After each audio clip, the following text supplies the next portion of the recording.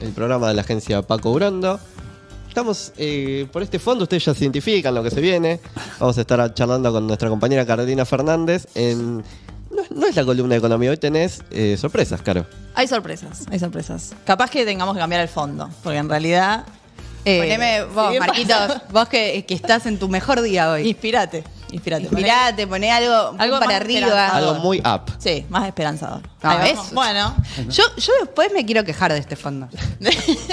De todo se quiere quejar, man. ¿Ves? Como un fondo medio tipo, los Medio jueguitos de neura. Agustín, medio Windows. otro. A ver, otro.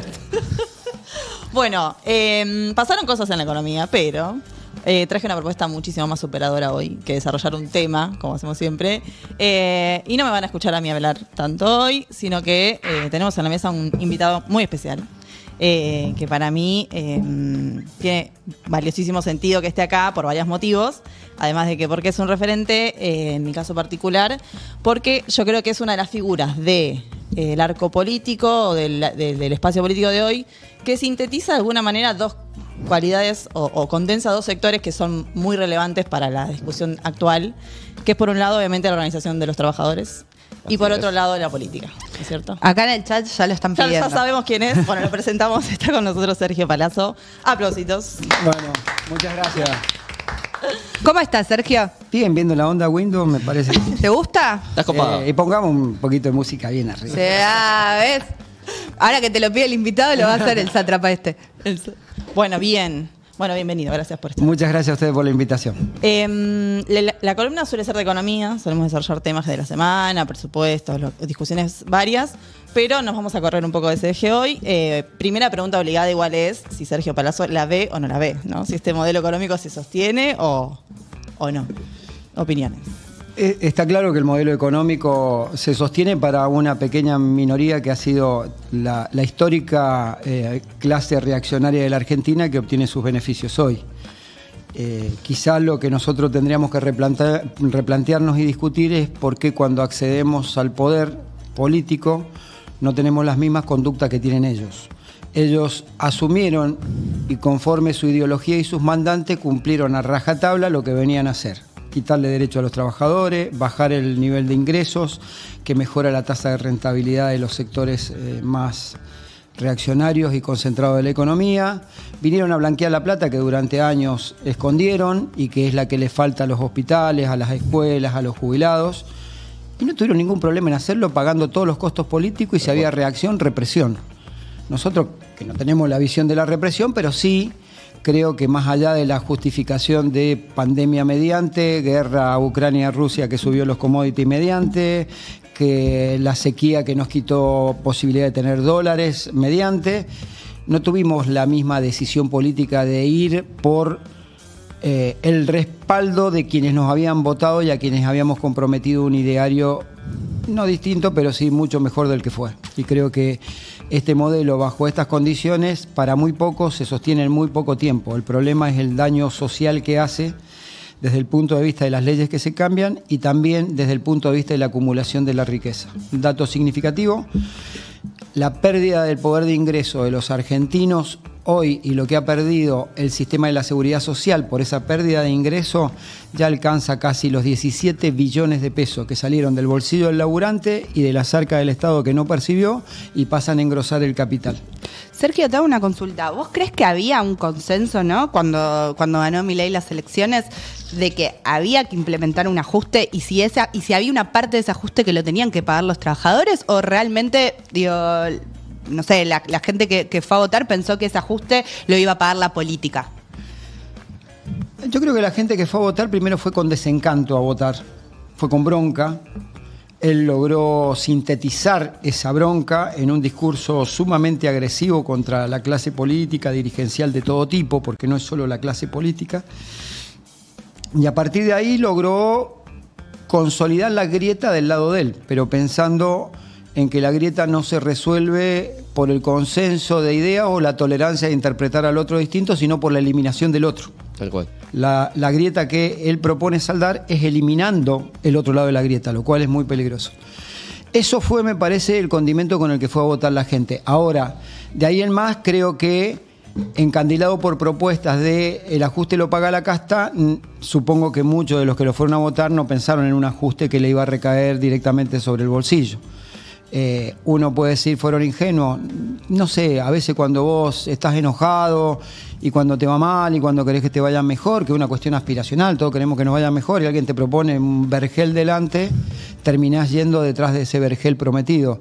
No creo que los que lo hayan votado en su mayoría hayan pensado que el ajuste tenía que ser tan brutal como está siendo sobre particularmente los sectores que menos tienen. Vos antes hablabas, Sergio, me pareció muy interesante, porque lo hemos discutido muchas veces con compañeros, esto de que el peronismo hoy tiene miedo de pagar costos, tiene miedo de hacer las cosas que cree que hay que hacer para conseguir los objetivos que quiere conseguir, básicamente. También me parece que no termina de quedar claro, no terminan ellos de tener claro, digo, la clase dirigente muchas veces parece, no hay un proyecto económico para decir, bueno, nosotros queremos hacer esto, entonces tenemos que pagar tal y tal costo. Ni siquiera están identificados, o es la sensación que me llega a mí, cuáles serían esos objetivos o cuál sería la forma de llegar a esos objetivos. ¿Vos coincidís con eso? ¿Qué ves vos porque vos estás mucho más cerca que nosotros? Sí, no te diría que ha acertado 100%, pero se aproxima mucho a la realidad tu análisis. Es decir, creo que definitivamente nosotros tenemos que tener un programa que encamine las ideas. Hoy hay una gran discusión de nombres. Sí. Y la verdad que a mí me tiene al plato, ¿no? Porque en lugar de estar discutiendo ideas y propuestas para atrapar nuevamente el consenso de la sociedad hacia un programa nuestro de los sectores populares, nacionales de la Argentina, independientemente de nuestros orígenes partidarios, estamos discutiendo candidatura y quién tiene la lapicera y quién no tiene la lapicera.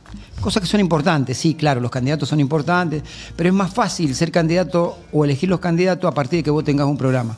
Cuando logramos condensar en un programa económico, social, político, creo que ahí la cosa va a cambiar y la sociedad puede tener una mirada favorable. Entre una mirada favorable porque tenés un programa, sabés para dónde vas, y tenés las personas, porque esto es lo importante. Si vos tenés programa, tenés que buscar las personas que lleven adelante ese programa. Ahora, si no tenés programa, es una rosca política de quién va primero, quién va segundo, quién va tercero, quién tiene más o menos votos, lo cual es relevante, pero me parece que lo importante es tener un programa.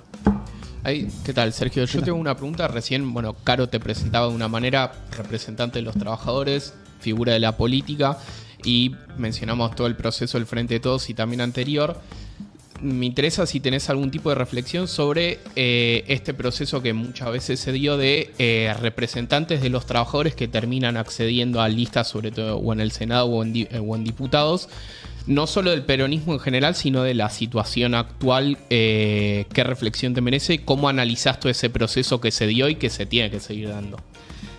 Yo soy de los que cree, a una costa de pagar costos políticos con mis afiliados, que el sindicalismo nunca tiene que estar escindido de la política.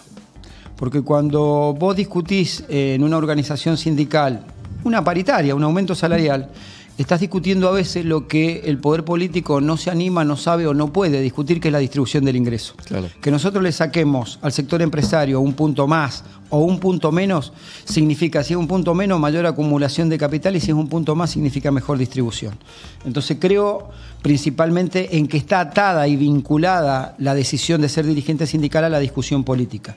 Y no entiendo tampoco ni a mi organización que me toca representar, ni a ninguna organización escindida de lo que pasa en el contexto. Porque que nos vaya bien a los bancarios y al resto de la sociedad le vaya mal es cuestión de tiempo, de que le vaya mal a todos, incluido nosotros. Quizás seremos el último eslabón de la cadena en que le vaya mal, a lo mejor, o el penúltimo, pero nos va a terminar yendo mal inexorablemente. Así que sí, creo que tiene que haber una interrelación y tiene que ocupar el sindicalismo lugares de decisión en el Parlamento, y cuando le toque ser políticamente gobierno, al espacio donde vos militás, tiene que tener lugares en el Ejecutivo en cuestiones vinculadas al tema laboral, al tema ingresos, al tema social. Bueno, ahí pienso un poco las discusiones que se están dando en el Congreso, donde también tenés participación como diputado nacional, y puntualmente, obviamente, en el Banco Nación, y lo estratégico que resulta para la defensa de los derechos de los trabajadores y las trabajadoras, que puedas también tener participación a la hora de votar o no votar un proyecto de ley que propone, por ejemplo, flexibilización o desmantelamiento del sindicalismo argentino, o la privatización de empresas del Estado. Nombro el Banco Nación porque, bueno, la reacción de nuestro sindicato fue muy rápida ante el intento de avanzar contra el Banco Nación, y quizás ahí también te voy a preguntar si tu lectura es más en relación al banco, si se relajaron o no están intentándolo tanto, o en realidad se les está complicando un poco el por dónde ir o por dónde entrar. Bueno, vimos lo que pasó con Aerolíneas hace no muchos días, que por decreto sale a la venta de Aerolíneas.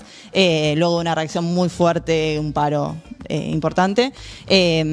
¿Cómo se vincula la estrategia sindical o de lucha en este marco, en este gobierno que lleva tan pocos meses, además, por más que estemos tan agotados? ¿Cómo se vincula esa estrategia con tu participación en la Cámara de Diputados como legislador? Y puntualmente, si nos querés contar algo del caso del banco.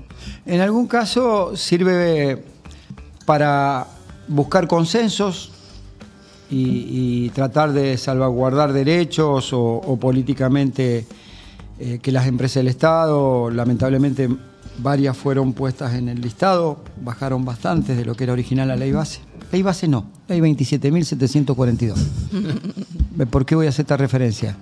Porque si no, tengo que aceptar que se llama Ley Base para la Libertad de los Argentinos. Yo he sido siempre libre, salvo en procesos militares. Entonces empecemos a llamar las cosas por su nombre, no, nada de Ley Base. De banco. En otras, para convencer con argumentos, y en otras para dar la discusión política y poner en evidencia lo que significa lo que están haciendo. Creo que esta es una tarea que uno lleva adelante ahí. Con respecto al Banco Nación, puntualmente está claro que el gran laburo militante de todas nuestras compañeras y compañeros bancarios, con un gran apoyo de la sociedad, logró instalar que el banco no tenía que ser privatizado. Y se juntaron 1 millón de firmas en tiempo récord, que fueron llevadas al Congreso, y esa empresa, Banco Nación y sus empresas vinculadas, salieron del proceso de privatización. No obstante, bueno, no tanto el decreto, pero sí la ley 27742 que se vota,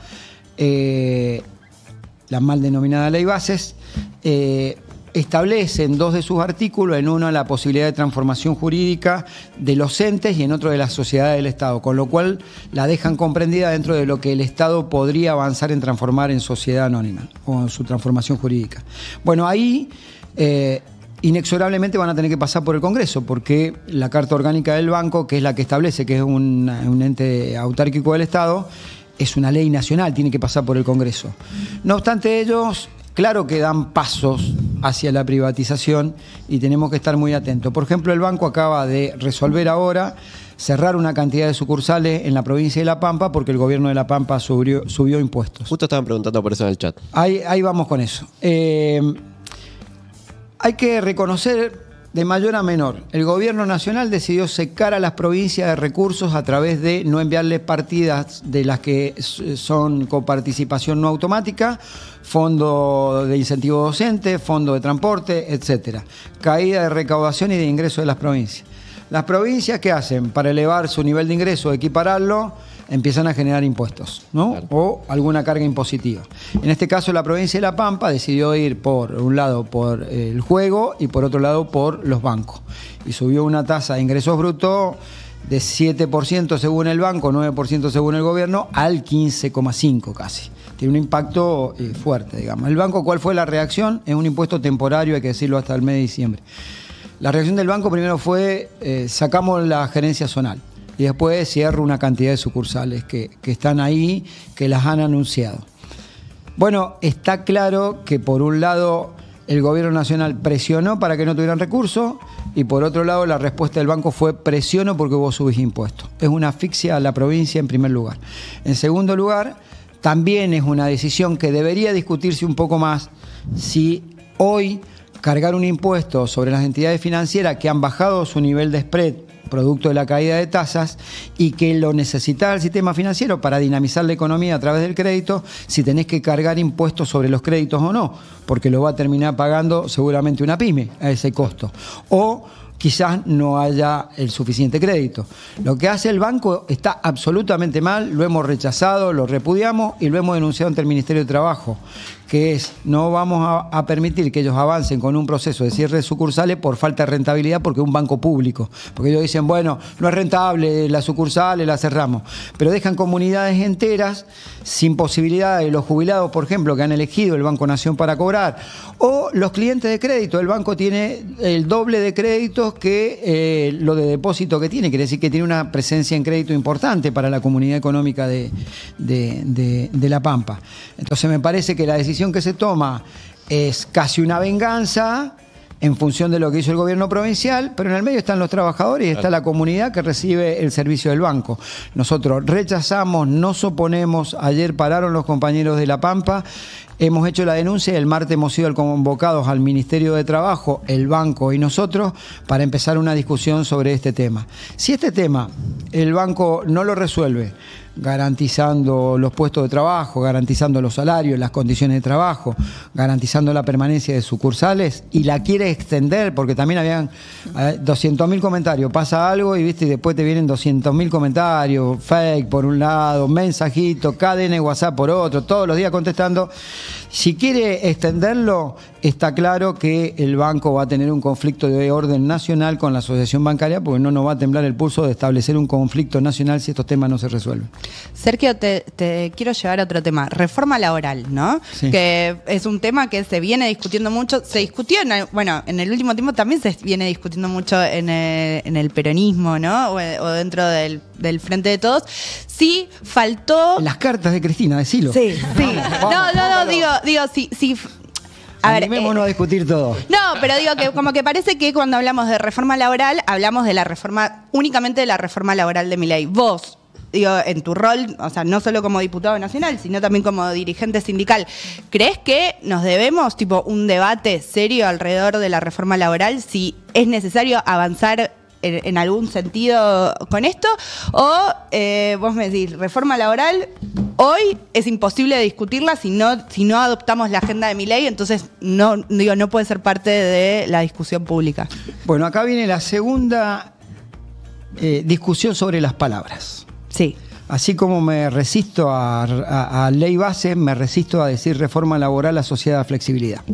La reforma, cualquiera agarre en el diccionario de la Real Academia, significa mejoras.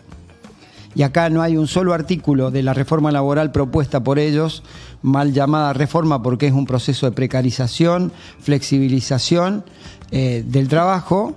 No hay un solo artículo que favorezca, entonces no es reforma. Es flexibilidad, es tercerizaciones, es precarización y es llevar a los trabajadores a situación de indignidad laboral. Ahora bien, creo que la famosa posición de Cristina que molestó y demás, creo que a veces quienes se molestaron la interpretaron mal porque interpretaron que Cristina estaba planteando la representatividad de los dirigentes sindicales o de las organizaciones. No está planteando la representatividad de un sector que existe. Muchos lo denunciábamos con anterioridad y otros bastantes se enteraron con la pandemia que había 11 millones de trabajadores que fueron a pedir el IFE porque eran trabajadores en situación de informalidad que tiene distintas características. Claro. Las aplicaciones por un lado, los nuevos trabajos, teletrabajos, home office, yo voy a hacer este distingo. Después tenés lo que históricamente estuvieron lamentablemente precarizados, que vienen del monotributo social, que vienen de monotributistas, y después están el grupo de emprendedores, que es esta figura que intentó crear Macri. Que en la medida en que deben ser muy poquitos los emprendedores, los otros denominados emprendedores son aquellos que tuvieron que precarizarse a sí mismos porque era la única salida que tenían para tener alguna posibilidad de ingreso facturando o manteniendo un servicio de obra social o en el marco de la seguridad social. Todo ese mundo son 11 millones de personas, cuando en el CIPA tenés un poco menos de 7 millones de personas declaradas y en el empleo público un poco menos de 4. Quiere decir que tenés casi más cantidad de trabajadores por fuera del circuito formal que dentro del circuito formal de la economía o de los sistemas laborales. Creo que hay que dar esa discusión y creo que hay que darla por distintos lugares. En primero, nosotros tenemos que hacer una gran tarea. Los compañeros, compañeras, laburantes de las plataformas muchas veces ven al trabajador con derecho como su enemigo porque interpretan que, por un lado, se sienten libres de que yo tengo o no tengo el laburo en función de que me llaman, y eso no es mucha libertad, digo, porque a veces son 14 horas de laburo y de pedalear y poniendo el cuerpo 14 horas, y eso es muy cruento. Entonces digo, acá hay un problema que nosotros tenemos que dar el debate y la discusión. ¿Cómo le generás derechos a ese grupo de plataforma que hoy está en la antípoda del pensamiento del derecho, en muchos casos, no en todos? Después tenés otro grupo que la comodidad es la que la lleva a decir, no, conmigo no te metas, yo estoy en mi casa, hago, qué sé yo, software, invento cosas en sistema, entonces no me jodás, a mí me dan el gimnasio, me quedo en mi casa, el gimnasio lo tengo a 3 cuadras, me dan un bono extra, listo. Eso es otra discusión, ¿no? Y después tenés cómo empezás a generar mecanismos para ese gran número, que es el gran número, que son monotributistas sociales, el que puede facturar una changa y todo eso, le empecé a generar laburo registrado. Y acá no hay que caer en la discusión de que quitándole derecho a los trabajadores vos le vas a generar laburo a esto. Porque el primer discurso en el que te enganchan es, bueno, pero ustedes, los dirigentes sindicales, una pyme no es lo mismo que una multinacional, entonces las dos, si están en la industria siderúrgica, no pueden ganar lo mismo. Sí, el trabajo es el mismo, son trabajadores iguales. Lo que tenés que tener es mayor presencia del Estado en políticas que tengan que ver con facilitar la comercialización de los productos para exportarlo, para hacer lo que tengas que hacer, o la mayor dinamización del consumo interno para que los ciudadanos puedan comprar esos productos. Entonces me parece que ahí tiene que haber una mayor intervención del Estado. Son cosas que hay que discutirlo, y lo otro que hay que discutir, sin duda, el impacto tecnológico, algoritmo, inteligencia artificial, tecnología y la acumulación de datos, que el proceso nuevo y particularmente se disparó muchísimo en la pandemia, tiene en la Argentina y en el mundo, y eso hay que discutirlo inexorablemente, porque tendrían que haber códigos éticos de utilización de algoritmos para que no haya parcialidad en quien diseñe un algoritmo para que algún laburante de las aplicaciones tenga más o menos trabajo que otro a partir de eso, ¿no? Ahí, Sergio, recién lo mencionabas un poco, bueno, tecnologías, plataformas, demás. Hay algo que se viene discutiendo hace bastante tiempo, y en particular porque pareciera uno de los voceros que tiene el gobierno de Javier Milei, que es Galperín. Y la disputa alrededor que tienen los bancos y al mismo tiempo los trabajadores por Mercado Libre, Mercado Pago y todas las... Y la fintech. La fintech que ha generado. ¿Cómo está eso hoy y a qué va? Qué temazo, me encantó. Hemos presentado en el Congreso, junto con Carlos Cisneros, que es mi compañero de bancaria, que estamos en el Congreso de la Nación, él es diputado nacional por Tucumán, junto con Miguel Pichetto y junto con Juan Bruje de Córdoba, más Julia Estrada, hemos presentado un proyecto para regular los proveedores de servicios de pago y transferencia, que son fintech y billeteras virtuales. ¿Qué interpretación hacemos del hecho? Bueno, ellos que son liberales, igualdad de condiciones en el mercado, muchachos. Es decir, o que son liberales de boquita para afuera, pero después reciben 150 millones de dólares a lo que lleva de exenciones impositivas Galperín. Tenemos problemas en jubilación y todo el mundo habla, pero vayan a preguntarse cuánto le eximieron de pagar de cargas sociales por la industria del conocimiento a Mercado Libre, ¿no? Entonces creo que hay que poner en un pie de igualdad la competencia entre los sistemas financieros o el ecosistema financiero, digo. Para esto, el proyecto tiene 4 o 5 directrices importantes. La primera es que tienen que tener requisitos de capital, es decir, son empresas que están cobrando una magnitud importante. Entonces, no habrá una empresita con 12.000 pesos de capital social, no sé cuánto será, bueno, 12.000 era antes, no sé, será 50, 100.000 pesos de capital social, y tener una empresa que factura millones. Segundo, tenés que tener requisitos de gobernanza. El Banco Central establece para quienes participan en el ecosistema financiero una serie de requisitos de idoneidad para ejercer el cargo. Tercero, que tiene que ver precisamente con que no hagan demasiadas macanas y después termine todo en una crisis, ¿no? Tercero, tenés que tener por lo menos garantía de depósito. Fíjense que la propagandita de los muchachos de Mercado Pago, en esa que te habla rapidito, ¿viste? Que te dicen las condiciones y que nunca terminé de entender qué cazzo dijeron. Lo único que terminás entendiendo al final, porque lo dice más lento, es que no tiene garantía de los depósitos del Banco Central. Porque no es una empresa. Entonces, eso se aclara bien. Eso te lo aclaran bien. Porque no hay tiene garantía de depósitos, te dice, ¿viste? No estaba alcanzado por las garantías de depósitos. ¿Por qué? Y porque vos estás tomando dinero y estás teniendo dinero de alguien, y particularmente cuando le habilitaron la posibilidad de que las asignaciones familiares y lo que venga de la seguridad social lo puedan hacer a través de billeterías electrónicas, vos le estás tomando a alguien su jubilación, su asignación familiar o lo que sea, o su plan, y lo estás teniendo en depósito hasta que lo utilice. Y si vos quebraste la empresa o te fuiste, no tiene ningún ninguna posibilidad de recupero eso. Entonces tenés que tener garantía de depósito. Lo otro, tenés que tener garantía, tenés que tener requisitos de lavado de dinero, igual que tienen los bancos, porque circula una cantidad de dinero impresionante por ese ecosistema que, sumada a las pequeñas cantidades, medianas o grandes cantidades, hace que haya un circuito de dinero que no está teniendo los controles que tiene un banco. Y por último, creo que eso se corrige estableciendo cuál es el límite, porque tampoco se trata de afectar mucho a quien utilice una billetera electrónica o alguna pequeña empresa de billeteras electrónicas. Entonces, ¿qué dijimos? Bueno, establecer una cantidad en UVAs que vos podás transferir en esas cuentas CB corta U, que lo que implique sea que no sea una cifra sideral, ponele. Entonces nosotros establecimos, creo que 4.000 UVAs mensuales. En eso, el UVA está en 1.450, por ahí debe estar más o menos, estás hablando de 6, 7 millones de pesos, más o menos. Es decir, todo lo que exceda, vos tenés que tener una cuenta bancaria y lo que exceda va a una cuenta bancaria, para tener reaseguro. Lo otro lo dejás, no te metés con los pequeños usuarios de eso, no te metés con las pequeñas empresas de eso, y quien tiene más de 5 millones de cuentas tiene que ser banco, muchacho, porque eso es sistémico. Vos te mandás una metida de pata ahí y te llevás puesto a más del 10% de la población argentina. Bueno, es re interesante lo que decís, porque a veces en este debate, sobre todo con las billeteras virtuales, parece que o de un lado están en contra, ¿viste? Del progreso, de que la gente use la tecnología, etcétera, y vos decís, no, yo no tengo ningún problema con eso. El problema es si le empiezan a cagar la plata a la gente. Ah, bueno, mirá, te metiste en un tema bárbaro, porque lo primero que van a decir es eso, seguramente, que afectamos la posibilidad de la inclusión financiera. Bueno, nosotros hicimos un estudio porque sabíamos que nos iban a decir esto. Vos tenés casi un poco menos de 40 millones de titulares de cuenta en la Argentina, entre cuentas bancarias y cuentas de pago, o solamente cuentas de pago, que serían las CBU cortas.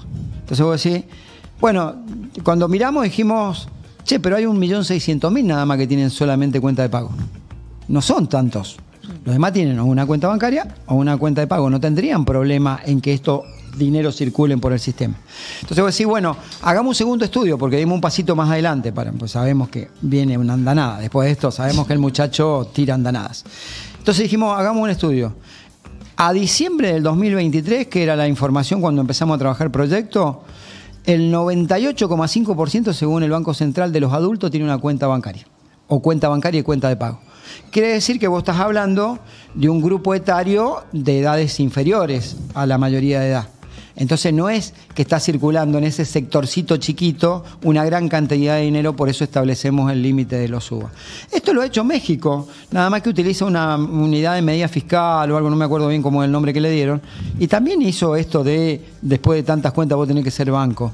Y ahí lo aceptan. En Brasil todo aquel que tiene una billetera virtual tiene que estar obligado a tener una cuenta bancaria, nada más que la cuenta bancaria te la administra el Banco Central. Acá no habría una disposición tan grande como para hacerlo. Pero esto de la inclusión financiera no sería óbice para que avancemos en que estos muchachos estén regulados, particularmente la Big Tech, que se lleva hoy casi el 80% del negocio. Estamos hablando de una sola empresa, no estamos hablando de las otras. Las otras son muy chicas comparativamente con él. Sergio, te consulto también para ir cerrando. ¿Cuáles crees que son las grandes luchas o las grandes peleas que se van a dar hoy ¿no? en el Congreso, digo, en el terreno de la política? ¿Qué es lo que hoy, digo, vos decís, lo que se viene es esto, lo que vamos a tener que discutir y vamos a tener que salir a defender son estos 3 puntos? Uno, ya mismo, y espero que no haya sinvergüenzas y tránsfugas que transfuguen sus votos, el veto al presupuesto universitario. Creo que, como dije anteriormente, nada más que terminaron habiendo sinvergüenzas y tránsfugas, si no hay sinvergüenzas y tránsfuga, el veto no pasa por el Congreso y deberíamos tener el presupuesto universitario, que me parece fundamental. Esta es una de las grandes peleas. La segunda es la apertura del proceso legislativo del año que viene. Va a ser un año electoral y creo que conforme la plataforma política de los partidos, todos tendríamos que estar en una discusión superadora de lo que ha significado el ajuste de Milei. Y en ese interregno me parece que van a haber alianzas circunstanciales para victorias o derrotas circunstanciales por la fragmentación del Congreso. Y un día estaremos 2, 3 bloques juntos peleando por algo y otro día estaremos quizá enfrentados o ganando o perdiendo votaciones. Y después del proceso electoral, ojalá la Argentina recobre normalidad, porque de todas las derechas que andan por el mundo, a nosotros nos tocó la de más dislate mental. Y ahí voy a sumar una última pregunta, ya para cerrar, y a modo de reflexión también un poco, usando tu otro costado, no como diputado nacional, sino ya como dirigente sindical de referencia para el movimiento. ¿Cómo ves hacia adelante la organización del movimiento sindical y la estrategia del plan de lucha, los tiempos? Esta idea de si hay que armar una estrategia más integral o hay que ir abordando cada problemática, la velocidad de reacción, etcétera, etcétera. Yo creo que viene un tiempo de mucha confrontación social con el gobierno, más allá de la organicidad que le tiene que dar y la organización que le tiene que dar el movimiento obrero a eso. Porque las políticas de Milei, su impacto, ya están siendo muy cruentas.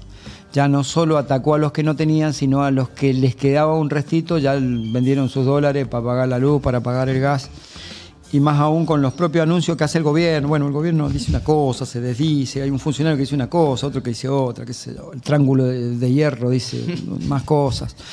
Pero si hay cortes de luz sumados a los problemas económicos y a los problemas sociales, creo que es un desgaste muy fuerte para el gobierno con la clase media que lo acompañó mayoritariamente para que sea presidente. Y esto va a ocasionar una diversidad de conflictos sociales que por un lado necesitan articulación y organización para que los conflictos sociales puedan llegar a buen puerto en una solución y que no haya desmadres de otro tipo de órdenes. Me parece que va a ser un momento de muchísima fricción social a partir de la situación económica, y creo que se necesita organización. Y en esa organización uno tiene que ser, más allá de tener principios duros y convicciones fuertes, tiene que ser contemplativo en el sentido de sumar cada vez más masa crítica. Y en eso creo que como dice el documento de la bancaria, nos va la vida. En el documento del último congreso, nos va la Argentina, nos va la vida en esta pelea. Bueno, Sergio, muchísimas gracias por venir, nos encantó tenerte acá y te vamos a volver a molestar porque me parece que este presente lo demanda y lo amerita. Nosotros nos vamos, los dejamos con José Cornejo, que hoy va a abordar la política internacional de Milei. Va a estar en una mesa diversa y muy interesante para los que les interese el tema. Y además viene con camiseta nueva. Bueno, nosotros nos vamos y los dejamos con el alargue.